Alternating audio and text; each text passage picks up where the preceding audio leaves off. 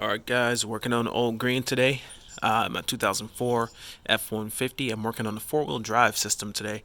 And here's a look at the solenoid that we replaced. Uh, when I removed the solenoid, this is what I noticed, that it was cracked here on the back. This is the vacuum control for the front axle. And I'm thinking it's a common issue with these trucks because I found the information pretty quickly online. There's a lot of different ways you could test things out. You could test the voltage here. This is a push connector. You want to push down on the tang like so and pull it. But the new ones come with the little cover here. The new ones come with the cover. I guess there's an issue with rain getting down on the actual solenoid. But like I say, on mine, the old one that came off was compromised. It was cracked along the back, so I'd imagine vacuum was somehow leaking out of that, or some way it failed, potentially. But I just put this on, and it is working. So I actually got the air cleaner thing off right now. I need to put that back. But if you look with this, what happens with this system, it's very common, is the front axle will not disengage. So this system's designed to allow the front axle to disengage. So the vehicle's more efficient, and it actually has a locking hub down there. Now we've went ahead and replaced both of our locking hubs. They're vacuum controlled, they're right there. And what I've read online is that the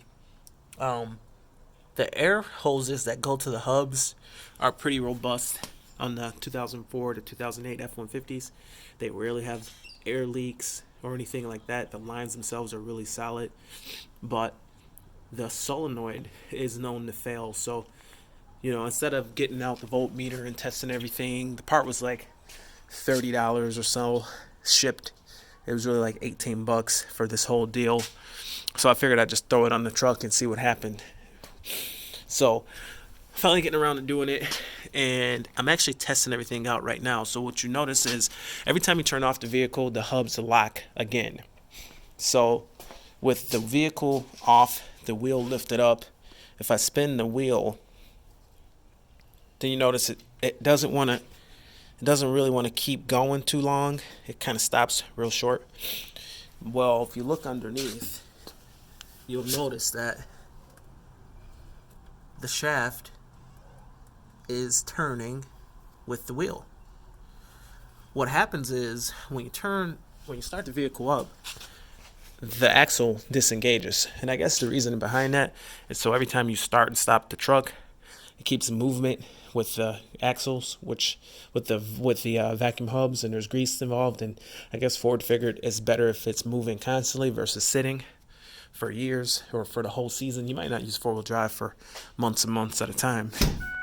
Let's go ahead and start it up and see what happens.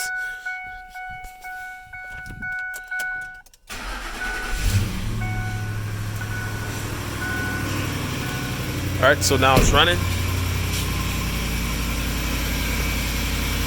Alright, now it's running. Let's go ahead and spin the wheel and see what happens. Look how much longer it wants to spin. It doesn't just stop. So it's not going to drain as much fuel as it's running. So it's just a real common problem, easy fix. Now if you look underneath here, the axle is not moving, and it's not draining it's not moving the front differential and all those parts and components and all that. So it really does save a lot of fuel and a lot of wear and tear on the vehicle. So I'm actually going to go ahead and drive it, see if it feels any better. It's always been locked. Now the thing is, I did get this done at a shop. These front locking hubs were done at a shop, and they didn't want to, I guess they didn't really want to work on the truck more, or maybe they didn't know about the solenoid, and I just didn't have time to do it myself, but I didn't want to get too involved. But I can tell that I could tell before that the axles were not disengaging, and I was dragging that front differential around all the time. Now I am not doing that. I'm not dragging it around. Now I'm going to turn it off, and we'll see what happens when we turn it off.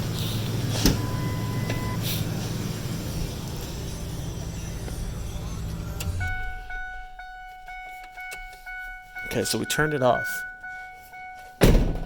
And let's take a look here at this axle. Should hear it click. Yep, it's engaged now.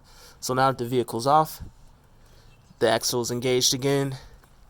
Now, if this happens to your car or to your truck, you're not going to notice any check engine lights. Only thing you'll notice is the steering might be a little bit heavy, and the mileage is going to go down like 1 or 2 mpgs.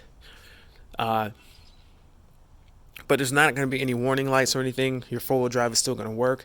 It's going to wear out your front CV joints. On this case, there's a torn boot, and it's throwing axle grease all over this fender here and all over some other components on the truck.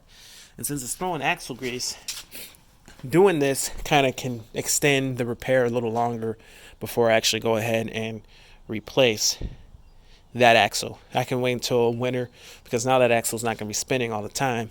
So, a $30 part now, I can wait for an axle which is going to cost like $150 just for the part.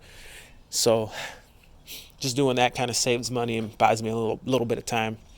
Makes it steer better, makes it less wear and tear, unnecessary wear and tear, having your front axle engaged, and using extra fuel. So this makes it more efficient. This is like the most efficient way to have a four-wheel drive system, which is disengaging the hub. Not all four-wheel drive vehicles have locking hubs.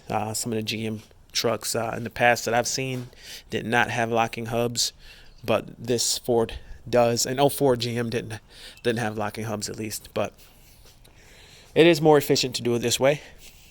It's a good design. It's just once you go through all the little quirks and everything, it's just a matter of getting everything worked out. Look how long it wants to spin. You can imagine how much fuel that's going to soak up. But yeah, quick and easy fix, just 2 bolts. Common issue on these once you get up into the high miles. Something to look into. Start up your truck, lift up your front wheel, spin your tire, see if you're carrying your axle while it's in 2-wheel drive. Common issue. Tons of information online about it. Just feeling good about how all this is running now. I'm going to go ahead and toss this. But yeah, that's pretty much it for the video. Comment below. Thanks for watching. Subscribe if you want to see more information on the old 04 F-150, and hope to hear from you soon.